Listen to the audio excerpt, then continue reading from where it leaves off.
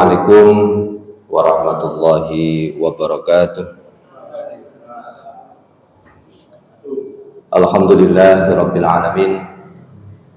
Hamdan yuwafi ni'amahu wa yukafi mazidah. Lakal hamdu kama yanbaghi li jalali wa 'azimi sultanik. Asyhadu an la ilaha illallah wahdahu la syarikalah wa asyhadu anna Muhammadan abduhu wa rasuluh. Allahumma shalli ala Muhammad wa ala alihi wa ashabihi wa man tabi'ahu bi ihsan ila yaumiddin. Allahumma anfa'ni bima 'allamtani wa 'allimni ma yanfa'uni wa zidni ilma. Bapak Ibu jamaah salat maghrib Masjid Al-Ikhlas yang selalu dirahmati oleh Allah Subhanahu wa taala. Hidup kita ini pasti kita barengi dengan rasa syukur kepada Allah. Barang siapa yang hidup di dunia ini tidak ada syukur, maka hidupnya itu mengalami sebuah kegundahan, sebuah masalah. Karena hidup di dunia ini kita itu rasa-rasanya wajib bagi kita. Karena seorang hamba yang diciptakan oleh Allah Subhanahu wa taala itu kewajibannya beribadah. Maka kalau orang yang hidup di dunia ini tidak bersyukur, maka pasti dipastikan dia itu kufur kepada Allah. Maka kalau kufur kepada Allah, berarti dia tidak mengalami ketenangan jiwanya.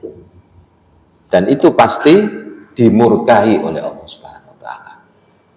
Nek tidak dimurkahi ya disesatkan oleh Allah Subhanahu wa taala. Nah, mudah-mudahan segala gerak langkah kita setiap detik, setiap jam, maka kita ini tidak lupa syukur kepada Allah Subhanahu wa taala. Sholawat beriring salam semoga tetap tercurahkan kepada Nabi Muhammad Shallallahu Alaihi Wasallam. Sebelum saya menyampaikan dan melanjutkan tentang sholat sunnah tahajud atau istilahnya sholat lain atau istilah lagi sholat witir, kemarin sudah kita bahas, tetapi kita lebih mendalam lagi tentang beberapa cara pelaksanaan sholat malam. Nah, sebelum saya mengarah ke sana, saya akan membacakan surat Al-Ma'un. Bapak Ibu hafal ya surat Al-Ma'un? Ya, karena sering mendengarkan imam membaca. Saya baca dulu. A'udzu billahi minasyaitonir rajim.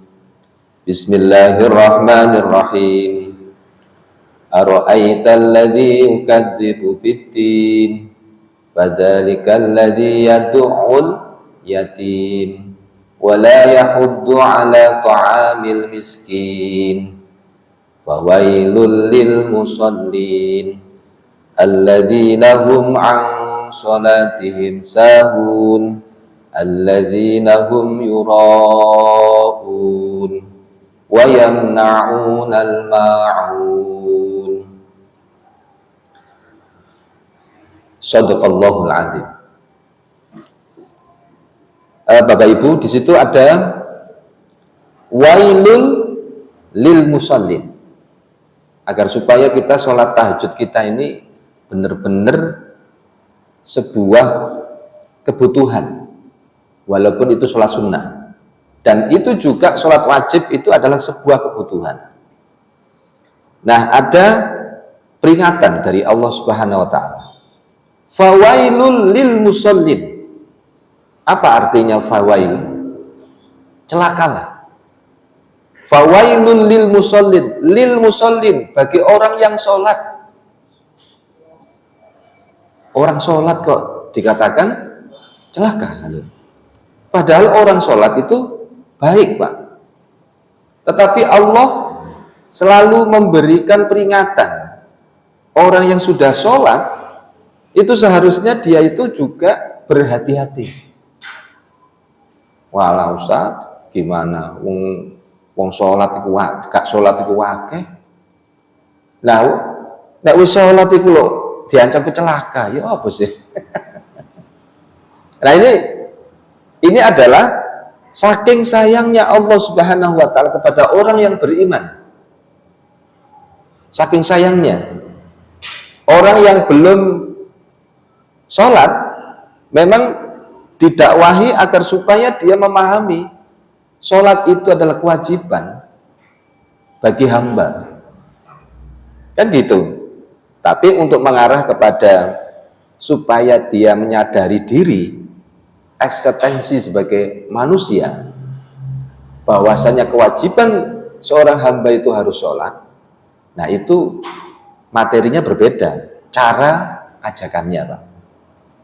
Tetapi orang yang sudah sholat, Pak, saya tanya Bapak Ibu, apakah ada orang yang sudah sholat tapi dia sombong, Pak, dengan sholatnya? Halo? Ada enggak? Ada. Satu contoh, ketika dia sholat, ada orang yang tidak sholat, kadang itu dihina. Awakmu itu wis seru menungso iku kan kewajibannya sholat. Awakmu itu dosa tok, gak sholat. Loh kan gitu, Pak? Halo? Seharusnya bukan seperti itu. Seharusnya kita mengajak. Berarti ketika kita menghina orang yang belum sholat, hakikatnya kita koyok seakan-akan ngomong aku itu sholat, awakmu ya sholat, kan gitu, Pak ya. Terus ada ndak orang ketika dia sholat tapi masih mempunyai rasa dendam kepada manusia, kepada teman, kemudian benci kepada tetangga? Ada ndak? Orangnya mana, Pak? Oh, kan mungkin ya, Pak ya. Nah, makanya saya kembali kepada ayat. Kita ini diingatkan oleh Allah, orang yang sudah sholat, sudah ajak, Pak, itu dikatakan oleh Allah Subhanahu wa taala, siapa itu orang yang celaka sholatnya? Wawailul lil musallin. Ayat yang berikutnya, Pak. Siapa itu orang yang celaka sholatnya? Alladzina hum an sholatihim sahun. Alladzina hum fihi sholatihim, fi sholatihim, yaitu orang-orang yang di dalam sholatnya itu apa? Sahun. Apa, Pak? Lalai. Coba saya tanya kepada Bapak Ibu, kira-kira di antara kriteria orang yang lalai sholatnya itu apa saja sih? Satu, Pak, apa? Ngelamun. Kurang spesifik. Apa, Pak? Mengakhirkan sholat atau menunda sholat. Yang berikutnya lalai. Apa saja? Tidak melaksanakan tumak ninah, mencuri dalam sholat. Kok sholatnya cepat? Oh, kan sholatnya cepat, Pak ya? Ya, asal-asalan. Ya. Berikutnya lagi apa? Tadi sudah menunda-nunda sholat, kemudian lalai dengan sholatnya itu karena dia itu cepat, tidak sesuai dengan tuntunan yang disampaikan oleh Nabi, yaitu tumak ninah. Terus yang apa lagi? Dikatakan orang yang lalai sholatnya gimana? Menyepelekan sholat, meremehkan sholat. Meremehkan sholat itu berarti kan nggak menjaga sholatnya ya. Iya tak Pak? Padahal kan perintahnya aqimis sholah, ya kan gitu kan? Dirikanlah sholat. Nah, ada satu yang belum, sholatnya gak khusyuk. Angel. Nah, kriteria yang disampaikan oleh Allah Subhanahu wa taala, siapa orang yang celaka sholatnya, yaitu ketika dia sholat itu dia lalai. Tadi sudah disebutkan satu di antara ciri khas orang yang lalai sholatnya itu menunda-nunda sholat itu bisa meremehkan sholat, meremehkan itu waktunya itu seharusnya itu Allah Subhanahu wa taala memberikan dalil bahwasanya sholat itu tepat waktu, ngono iku lho, ngremehno wis engko ae, kan gitu lah. Itu namanya menunda-nunda sholat, padahal itu anjurannya tepat waktu. Terus yang belum disampaikan oleh Bapak Ibu apa? Tidak ingat ketika kita sholat, tidak ingat kepada Allah. Termasuk yang tidak khusyuk tadi Pak. Orang yang tidak ingat kepada Allah ketika dia sholat, maksudnya apa Pak? Bacaan yang dibaca di dalam sholat itu tidak paham. Halo? Nah, apakah kita ini termasuk orang itu, termasuk orang yang lalai sholat kita Pak? Nah, dioncai dewe, halo? Nggak boleh saya itu memfonis nggak bisa. Al-Quran itu sebagai cermin, hadis itu sebagai tuntunan, kan gitu. Aku iki termasuk lalai sholat enggak? Saya juga sama Pak. Saya itu juga berusaha bagaimana saya ini sholat saya nggak lalai, nggak termasuk orang yang diancam oleh Allah celaka orang yang sholat. Nah, bagaimana? Yaitu jangan sampai ketika kita sholat kita ingat kepada Allah itu tidak ada. Nah, salah satunya adalah doa yang kita baca nggak paham. Nah, jenengan bisa nonton jidoke dewe. Makanya kalau kita itu akan derajat menjadi orang yang khusyuk sholat kita, maka salah satunya itu ya tepat waktu. Nah, insya Allah tidak meremehkan. Kemudian sholat, ketika sholat selalu ingat pada Allah. Nah gitu. Makanya orang yang celaka sholatnya, diantara satu tadi ciri khasnya, dia sholat itu adalah dia itu lalai. Lalai itu bermacam-macam. Bagaimana cara kita untuk menyempurnakan supaya tidak lalai sholat kita. Kemudian yang kedua apa Pak? Alladzina hum yura'un. Ciri khas orang yang celaka sholatnya itu alladzina hum yura'un. Ketika dia sholat itu riya. Apa Pak? Riya, sombong. Ingin dipuji. Berarti orang yang hidup di dunia ini, apalagi dia sholat, itu kepingin dipuji Pak. Dia rajin ke masjid, tapi dia berangkat ke masjid itu rajin, tapi kepingin dipuji. Kulo, wong kulo rajin sholat. Nek krungu lebih baik jangan gak krungu Pak. Halo? Engko nek krungu setan iku masuk nang pikiran kita Pak.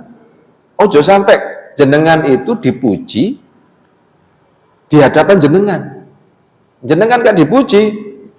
Menurut hadis Pak, siapa yang memuji seseorang, katanya itu lempar pasir. Maksudnya apa? Itu namanya kias. Jangan sampai kita ini kena godaan ketika kita dipuji, sirai gede Pak. Merasa dia itu sombong. Aku kok lah ayo. Hindari Pak itu. Makanya kan orang yang celaka sholatnya itu alladzina hum yura'una. Dia itu riya. Sombong di dalam melakukan perbuatan yang dia lakukan. Maka itu harus kita bersihkan. Wis, gimana cara kita? Setiap perbuatan yang kita lakukan, hadirkan karena Allah. Titik tulis. Hadirkan setiap perbuatan yang kita lakukan itu hanya karena Allah. Ketika kita dipuji, ketika kita dihina, kita mental kita kuat. Wis sampean puji tanda pokoknya aku itu gak pengaruh. Yang penting dia berbuat di dunia ini adalah perbuatan baik. Jenengan melakukan sesuatu, diberi amanah, kemudian jenengan lakukan, itu pasti tidak ada sempurna Pak, mesti ada kurangnya. Maka ketika jenengan melakukan sesuatu kemudian diberi masukan, jenengan harus mengucapkan apa? Alhamdulillah. Ciri khas orang yang ikhlas itu alhamdulillah, matur suwun panjenengan ngelingo kula. Kan gitu. Itu konsepnya adalah watawasau bil haq watawasau bis sabr. Hati enak Pak. Nah, ciri khas orang yang tidak ikhlas dalam perbuatannya, ketika dia dikritik, diberi masukan, muring, membela diri. Seharusnya dirungokno sik. Oh nggih. Yo, memang perlu. Alhamdulillah jenengan kok memberi masukan. Semakin memberikan masukan, semakin jenengan semakin sempurna. Lah itulah untuk mengolah hati, bagaimana amalan perbuatan itu ikhlas supaya tidak riya. Nah, itulah yang harus kita lihat. Perbuatan yang kita lakukan itu butuh pengorbanan, pasti. Perbuatan yang kita lakukan itu pasti butuh pikiran, pasti. Kan gitu Pak ya? Harta, benda. Tapi kalau kita tidak karena Allah Pak, suatu ketika perbuatan yang kita lakukan itu baik, hilang plus Pak. Makanya kan para ulama mengatakan ada namanya untuk menguatkan amalan supaya diterima oleh Allah Subhanahu wa taala, maka para ulama mengatakan qoblal amal, indal amal, ba'dal amal. Qoblal amal, sebelum kita beramal, maka kita pikir dulu, apakah saya lakukan ini karena Allah? Nah, gitu. Kalau saya melakukan ini bukan karena Allah, saya kepingin dipuji, saya kepingin dihormati, saya dikatakan A, B, maka kita harus perbarui niat kita. Qoblal amal, sebelum beramal. Maka ketika kita sudah lulus, maka sebelum kita beramal kemudian kita karena Allah saja, kita lanjutkan ketika indal amal. Ketika kita beramal, setan itu selalu menggoda kita Pak. Indal amal ini lakukan. Saya sampaikan kepada anak-anak santri itu. Kamu niatnya nyantri kamu mondok itu apa? Nuntut ilmu. Karena siapa? Karena orang tua. Ya ini. Bukan karena Allah. Coba niatnya ditata lagi. Perbuatan karena orang, maka amal kamu nggak diterima. Coba karena Allah. Walaupun lelah Pak. Kalau karena Allah, rasanya itu nggak lelah Pak. Halo? Iya. Tapi kalau kita lakukan amalan itu bukan karena Allah, karena si A, si B, kemudian si B nggak memuji Kak jenengan, rasanya apa? Lelah temenan, wes. Leres Pak. Nggih. Loh, kan gampang Pak itu. Nah itu loh. Kemudian kalau kita indal amal itu masih bisa kita pertahankan Pak, karena Allah. Wah luar biasa. Ya ini ba'dal amal yang paling berat. Sudah 5 tahun, 10 tahun kita melakukan kebaikan, itu ada hasilnya. Tiba-tiba jenengan tidak dipuji, tidak ditulis nama jenengan. Halo? Gak ditulis. Kemudian kita melihat orang lain dipuji, ditulis. Jangan gak usah minta.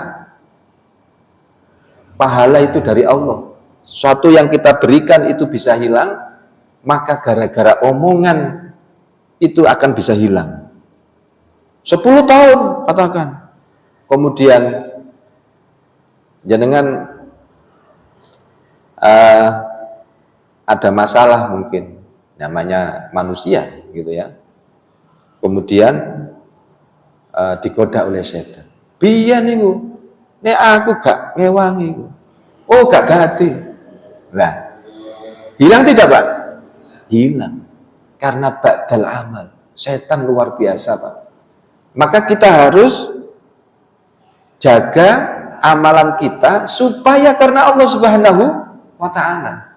Makanya kan yang dikatakan oleh Allah di dalam surat Al-Ma'un itu, celaka orang yang sholat. Siapa itu? Alladzina hum yura'un, yaitu orang yang riya perbuatannya. Ya. Itu yang kedua. Yang ketiga apa Pak? Surat Al-Ma'un tadi loh. Wayam na'unal ma'un. Apa itu? Ayo. Mungkin Pak Pri melihat surat Al-Ma'un di ayat yang terakhir. Ayat yang ke-7. Tadi yang pertama, celaka orang yang sholat itu celaka. Satu, lalai sholatnya. Kemudian riya. Yang ketiga, wa yamna'unal ma'un. Apa? Enggan menolong dengan barang yang berguna. Berarti alias apa Pak? Dia enggan menolong dengan barang yang berguna. Gampangannya dia itu kalau punya sesuatu barang yang dimilikinya, dia itu enggan untuk meminjamkan kepada orang lain. Alias apa? Halo? Alias medit. Yes. Medit. Pelit. Barang yang kita miliki itu seharusnya itu apa? Itu bisa berpahala. Ya, kemudian kita bisa memanfaatkan apa benda yang kita miliki, kemudian dipinjamkan, dipakai orang lain, bermanfaat Pak. Duwe motor, limo, lungu niku ada tetangga yang butuh gitu, wis gak tahu ditono belas Pak, gak berpahala akhirnya, enggan, ya enggan. Berarti termasuk orang yang enggan menolong dengan barang yang berguna. Berarti termasuk orang yang celaka sholatnya. Aslinya itu punya sifat pelit, medit. Itulah yang dimaksud celaka sholatnya. Bisa dipahami Pak? Nah mudah-mudahan kriteria sifat ini bukan sholat itu kita itu 5 waktu rajin, tapi yang yang ditata hati kita itu adalah bagaimana sholat kita itu bukan sekedar ritual saja, tetapi hasil dari sholat itu menumbuhkan, menjadikan orang yang baik akhlaknya. Satu, bagaimana sholat kita diterima, maka supaya khusyuk, yaitu jangan lalai sholatnya. 2, jangan riya. Riya kan termasuk itu dasar diterima atau tidak kan Pak. Yang ketiga, jangan pelit kepada orang. Makanya dalil tentang pinjam meminjam itu dalilnya itu, Pak. Surat Al-Maun ayat 7. Maka syariat untuk mengatur pinjam meminjam ada. Apa yang dimaksud pinjam? Kalau bahasa itu adalah ariyah, pinjaman.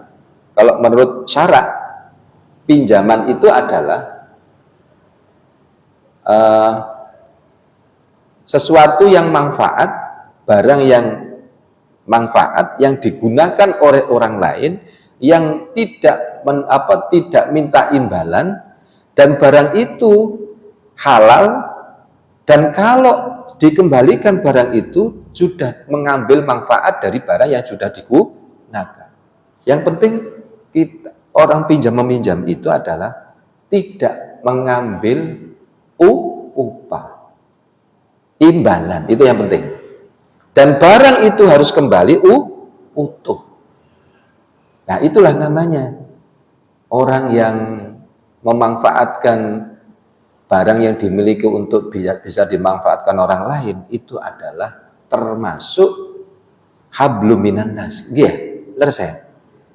Berarti bukan sekedar sholat itu ritual, tapi tunjukkan akhlak kita kepada orang lain. Oh iya rek, aku duwe pacul. Lho ngono iku tangga pinjem pacul, kan ndak duwe pacul hilang, Pak. Jenengan Pak, wonten pacul lah. Oh nggih enten. Kadang nek pedhit, Mbok, nek pedhit ana pacul iki, ana pacul ngomong ini. Napa? Duka nggih, ten pundi lho, padahal ono lho. Nah, ini namanya apa? Celaka sholatnya, Pak. Ya, sholatnya celaka. Makanya untuk memperbarui sholat itu supaya kita ini berkualitas, bukan sekedar ritual syariatnya, tetapi tauhid kita, hablum minan nasnya juga baik gitu. Nah, perlu saya tanyakan kepada Bapak Ibu. Boleh tanya saya, Pak? Biasanya kalau ngaji iku sing tanya iku sing pendengarnya. Iya, audiennya. Tapi saya yang tanya ini. Saya tanya, Pak, yang selama ini kita sholat, apa tujuan sholat? Halo? Tujuan sholat apa? Melaksanakan perintah. Yang lain? Mencari ridho Allah. Yang lain? Jenengan harus pasti, Pak, yang memberikan informasi kita itu sholat kita akan bisa diterima oleh Allah Subhanahu wa Ta'ala. Salah satunya adalah surah Al-Maun itu. Tapi kita harus tahu tujuannya. Selama ini kita sholat, tahu tujuan kita sholat? Apakah memang sholat itu sebagai tujuan? Tidak. Apa tujuan sholat, Pak? Panjenengan kalau mau ke Surabaya, naik mobil, tujuan ke Surabaya apa? Silaturahim, itu Pak. Nah, sholat itu tujuannya apa? Loh, jenengan kok denger ya? Berarti selama ini kita nggak tahu gitu. Apa tujuannya sholat? Ada yang mencari ridho Allah, perintah Allah loh. Harus yang pasti, Pak. Padahal Allah Subhanahu wa Ta'ala memberikan tuntunan di dalam Al-Quran, tujuan sholat itu apa? Kalau kita nggak tahu tujuannya, selama ini jenengan itu dihinggapi keraguan. Sebelum saya jelaskan apa tujuan sholat, saya tanya, tujuan hidup kita apa? Harus pasti loh, Pak. Jawabannya pasti seluruh umat Islam pasti jawabnya satu. Loh, tujuan hidup itu apa? Tujuan hidup itu apa? Apa? Mengabdi. Yang lain kurang tepat, Pak. Mengabdi Mengabdi itu alias ibadah ya. Nah, ibadah. Oh, baru ileng Pak jenengan. Padahal itu ada konsepnya Al-Quran. Tujuan hidup kita adalah ibadah. Dasarnya apa? Wa ma khalaqtul jinna wal insa illa liya'budun. Itu jawaban yang tepat. Berarti kalau kita nggak pernah mengetahui itu, kita nggak tahu tujuannya. Sama tujuan hidup apa? Mbok karo aku. Loh ya apa sih? Makanya kan yang tepat adalah sesuai dengan dalil Al-Quran yang disampaikan oleh Allah. Wama tidaklah khalaqtu aku ciptakan wama khalaqtul jinna tidaklah aku ciptakan jin wal insa dan manusia liya'buduni. Jin dan manusia itu ibadah padaku kata Allah. Kan gitu. Berarti tujuan hidup itu adalah ibadah. Pasti seluruh umat Islam sedunia pasti kalau ditanya apa tujuan hidup kita? Ibadah. Nah, itu tepat.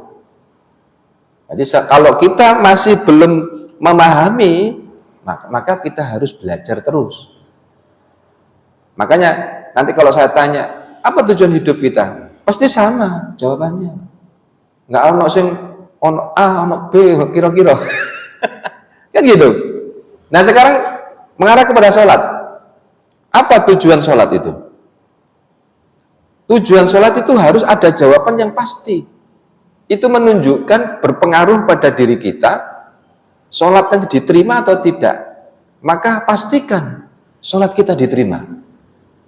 Kalau kita jawabannya gini, sholat jenengan itu diterima oleh Allah tidak? Jawabannya jenengan apa? Gimana? Sesuai perintah. Nah, kan ono sing jawabannya ngeten. Ya terserah Allah. Loh. Ya kan? Berarti kalau kita melakukan sesuatu, pastikan bahwasanya amalan yang kita lakukan itu pasti diterima oleh Allah Subhanahu wa taala. Jadi kan harus yakin, Pak. Jangan makan itu kalau saya lapar, makan. Pastikan, Pak ya? Iya. Oh, aku luwe, tapi gak ono segone. Ya padha ae, Pak. Jenenge gak pasti itu. Nah, pastikan perbuatan yang kita lakukan itu pasti diterima oleh Allah Subhanahu wa taala. Jangan sampai insya Allah, terserah Allah, Allahu a'lam. Nah, itu namanya apa? Ragu. Nah, sekarang tujuan sholat itu adalah aqimis sholat. Dirikanlah sholat. Inna sholata, sesungguhnya sholat itu adalah tanha anil faksya'i wal mungkar. Itu tujuannya sholat. Mencegah dari perbuatan keji dan mungkar. Itulah tujuannya sholat. Orang yang memahami tujuan sholat pasti baik, Pak. Dia berusaha bagaimana bukan ritual saja yang dia lakukan, tapi bagaimana dengan hasil sholat itu akhlaknya baik, sifatnya baik.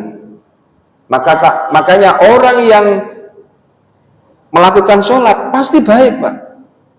Nggak duwe sombong, nggak duwe benci, nggak duwe dengki, apa meneh muring, gak ono, Pak.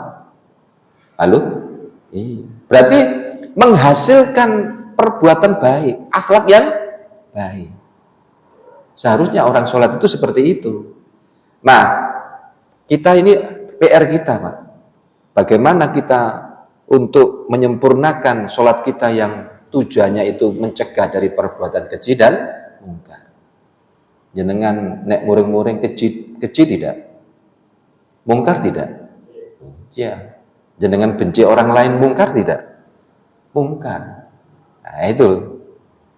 Jenengan marah-marah mungkar tidak? Iya kan? Jenengan dengki? Oh ya. Ya ono alasane, Pak. Ono alasane. Nah, dilihat dulu ya lah ya. Tapi yang penting saya ingin memberikan pencerahan kepada Bapak Ibu bagaimana kualitas perbuatan yang kita lakukan selama ini itu harus pastikan Bapak Ibu bahwasanya perbuatan itu diterima oleh Allah Subhanahu wa taala. Salat kita, apa tujuannya salat? Mencegah dari perbuatan keji dan mungkar. Bagaimana untuk menyempurnakan itu? Orang itu pasti memastikan salatnya akan diterima. Indikatornya adalah dia itu bisa mencegah dari perbuatan keji dan mungkar. Nah, gitu. Makanya orang keluar dari masjid itu kalau dia sholat itu pasti baik, Pak. Apakah ada orang yang berarti sing salah sholate nopo tiange? Wonge berarti tidak memahami secara utuh pemahaman tentang tujuan sholat. Maka kita ngoncei, Pak. Ayo kita tajamkan diri kita dengan ilmu. Nah, ini ngajian ilmu. Bagaimana untuk menyempurnakan sholat kita diterima oleh Allah Subhanahu wa taala dan tahu tujuannya sholat. Berarti sudah paham tadi. Tujuan hidup kita ibadah. Sehingga kalau orang yang bertujuan hidup ibadah, apapun yang dilakukan, lelah-lelahnya itu karena Allah. Halo? Kadang saya tanya gini kadang. Orang itu hidup di dunia ini merasakan lelah tidak? Pegel tidak? Betul, pegel. Saya tanya lagi, ya, jenengan sholat itu selama ini 5 waktu, berangkat omai waduh, bawa sepeda motor. Apa mana yang perumahan kono, Pak? Sirodi Nawan. Ngelewati jalan ya. Itu perjuangan itu. Pertanyaan saya, menuju ke sini lelah tidak? Nah, ayo mikir.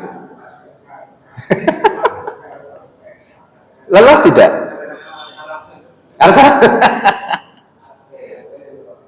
Nah, seharusnya kalau orang itu tujuannya ibadah, sejauh apapun dilakukan, lelah-lelah, tapi diperjuangkan. Maka seorang mukmin itu pejuang, Pak. Lelah itu biasa. Halo? Iya. Saya tanya, apakah orang kafir, orang bermaksiat itu lelah juga, Pak? Lelah. Sama-sama lelah, Pak. Tapi lelahnya orang kafir itu berbeda lelahnya dengan orang beriman. Kalau lelahnya orang-orang kafir yang dibenci oleh Allah Subhanahu wa taala, lelahnya itu di dunia, sudah. Lelahnya ya dia rasakan. Tapi lelahnya orang yang beriman karena pejuang untuk mencari ridha Allah Subhanahu wa taala, itu mempunyai kebahagiaan dan ada istilahnya apa, Pak? Ceritanya. Ada gambarnya kesan, ya. Apa gampangannya kebahagiaan, wis aku biyen niku bangun Masjid Al-Ikhlas itu. Luar biasa. Eling jenengan, nggih ya. Dewangi apa itu mikir dewangi tenaga, luar biasa. Ini sudah jadi jenengan lelah-lelah kita ketika bangun masjid itu ada apa nostalgia. Ada cerita. Oh, ya Allah, alhamdulillah. Dadi ngene loh, lelah-lelah yuk berpahala, manfaat bagi orang lain. Berarti bisa dipahami, Pak? Mari kita bersama-sama untuk menyempurnakan ibadah sholat kita. Nah, sudah isya, Pak. Padahal saya belum menyampaikan tentang bagaimana cara pelaksanaan sholat malam. Ya, itu saja yang bisa saya sampaikan, mudah-mudahan bermanfaat.